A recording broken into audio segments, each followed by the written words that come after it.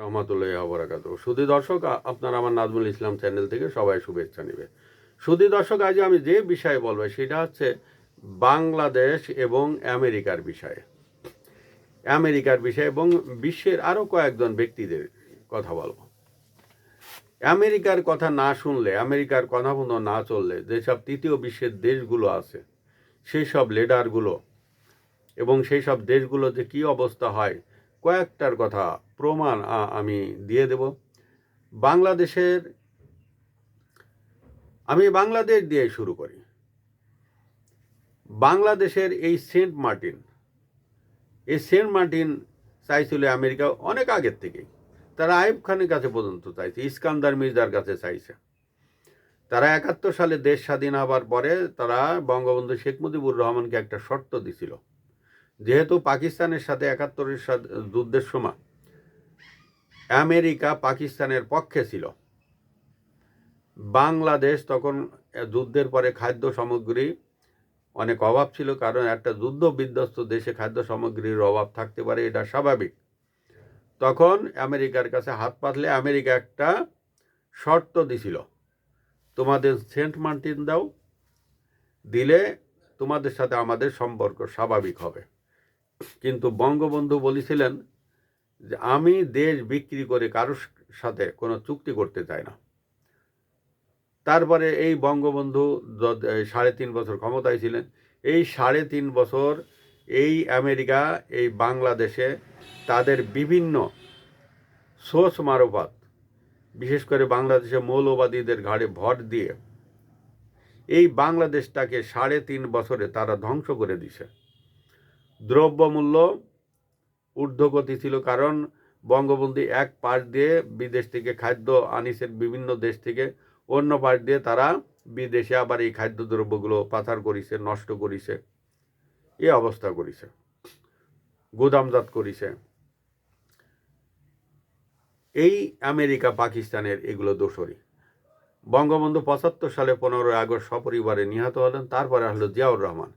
এই জিয়াউর রহমানের কাছে এই সেন্ট মার্টিন এই বেসটা চাইছিল, তারা এখানে একটা এয়ার বেস করবে, যার কারণে তারা এখানে একটা ঘাঁটি করবে।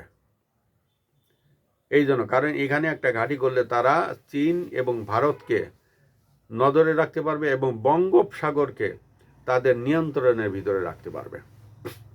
এ আছে তাদের কলাকৌশল এবং তাদের অভিসন্ধি এটাই। তারপর জিয়াউর রহমান তাদের কথা শুনল না, বরং জিয়াউর রহমানের দুটো খারাপ কাজ করেছিল তাদের দৃষ্টিতে।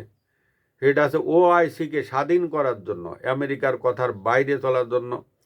এই ওআইসি এখন যেমন আমেরিকার কথা মতন চলে, ওআইসি আমেরিকার প্রভাব মুক্ত করার জন্য উঠে পড়ে লাগিয়েছিল এবং দক্ষিণ এশীয় একটা সংস্থা সার্ক গঠন করার জন্য ভারতের কাছে প্রস্তাব দিছিল। জিয়াউর রহমান সার্ক দেখে যাইতে পারেননি, কিন্তু জিয়াউর রহমান সেই স্বপ্ন সার্ক পরবর্তীতে এই দেশগুলো কিন্তু পূরণ করেছে। তারপর জিয়াউর রহমানকে চিন্তা করলো যে বঙ্গবন্ধুকে মারিছি, জিয়াউর রহমানকে মেরে দিই। তার জিয়াউর রহমানকে আমেরিকা মেরে দিল। তারপরে সাদ্দাম হোসেন কথা না শোনার কারণে সাদ্দাম হোসেনের কি পরিণতি আপনারা শুধু দর্শক আপনারা সবাই জানেন। এই সাদ্দামের পথে গেছে গাদ্দাফির একটা দোষ ছিল। এই গাদ্দাফি কিন্তু আমেরিকার যে ডলার তাই সে ব্যবহার না করে তারা ইয়েনে, তারা পাউন্ডি, তারা স্টার্লিংয়ে এগুলো ব্যবহার করত। এগুলো ব্যবহার করতে গিয়েই গাদ্দাফি শেষ। এই গাদ্দাফিকে নানাবিধ, ওই যে বললাম আমেরিকার দেশে দেশে কালে কালে কি করে, প্রত্যেকটা দেশে ইসলামী মৌলবাদীদের উপর ভর করে, তাদের টাকা দিয়ে পয়সা দিয়ে সব কিনে নেয়। আর এই সব মৌলবাদীদের কিনা খুব সহজ, খুবই সহজ। এই যে যেমন হিন্দু মৌলবাদীরা, খ্রিস্টান মৌলবাদীরা, এদের টাকা দিলে এরা কি করে, এদের যা বলবেন এটা তাই শোনে। আর বাংলাদেশের যেসব মুসলিম মৌলবাদীরা আছে, এদের টাকা দিয়ে যদি বলেন যে 5 মিনিট একটু মিলাদটা বেশি পড়াই দিবেন, দোয়া একটু বেশি করবেন, টাকা যে জায়গা দেখবে সেই জায়গা দোয়া দীর্ঘভাবে দোয়া ধরে এবং তারা সবই করতে পারে। আজকে সেই গাদ্দাফি কথা না শোনার কারণে গাদ্দাফি শেষ। খামেনি খামেনিও এভাবে খামেনি শেষ। আসাদ,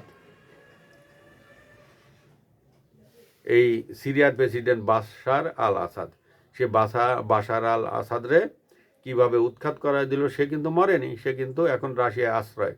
এই বাশারের পথে ধরেছে শেখ হাসিনা, এবং শেখ হাসিনার কাছে এই সেন্ট মার্টিন চাইছিল। শেখ হাসিনার কাছে এই যে নির্বাচনের 3 দিন আগে যে ইউনূস সরকার দেশটাকে বিক্রি করে গেল আমেরিকার কাছে, দাসত্বের বন্ধনে শিকলে বাইধে গেল, এইটা কিন্তু শেখ হাসিনার ঘাড়ে ভর করেছিল এই আমেরিকা। কিন্তু কোনোভাবে শেখ হাসিনাকে দিয়ে তিনি কাজ করাতে পারেননি। যার কারণে শেখ হাসিনা দেশ থেকে চলে যাইতে হয়েছে। এবং শেখ হাসিনা কিন্তু একটা কথা বলেছিলেন যে আমি যদি সেন্ট মার্টিন দিই আমেরিকাকে, তাহলে আমি সারা জীবন ক্ষমতায় থাকতে পারবো। আর আমেরিকার প্রস্তাবে না রাজি না হয় আজকে তার ভয়াবহ পরিণতি, আজকে তাকে দেশ ছেড়ে চলে যেতে হয়েছে। শেখ হাসিনা মরেনি, শেখ হাসিনাকেও মারার একটা প্ল্যান ছিল, কিন্তু শেখ হাসিনার পাশে ভারত ছিল বলে তাকে মারতে পারেনি। কিন্তু সাদ্দাম, গাদ্দাফি, খামেনি, আসাদ, এদের পাশে কিন্তু কেউ ছিল না। আসাদের পাশে অবশ্য রাশিয়া ছিল, সে পালাই রাশিয়া গেছিল, কিন্তু সাদ্দাম, গাদ্দাফি, খামেনির পাশে কিন্তু কেউ ছিল না। যার কারণে তারা কিন্তু মারা পড়েছে। আর এই পশ্চিমারাই এই শেখ হাসিনার পাশে তাদের স্বার্থে যখন টান লাগিয়েছে, তখন তার পাশে থেকে চলে গেছে। আর যত সময় আমেরিকা এবং ইউরোপের কথা মতন চলেছে, তত সময় শেখ হাসিনাকে পালাতে হয়নি। এই লৌহ মানবী জননেত্রী শেখ হাসিনা এখন বাংলাদেশ ছেড়ে ভারতে আছেন।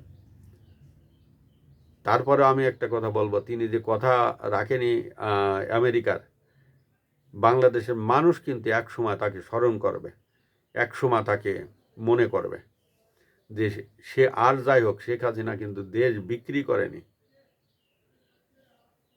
বিক্রি হয়েছে ডক্টর ইউনূস এবং এদেশের মৌলবাদীরা। শেখ হাসিনা বিক্রি হয়নি।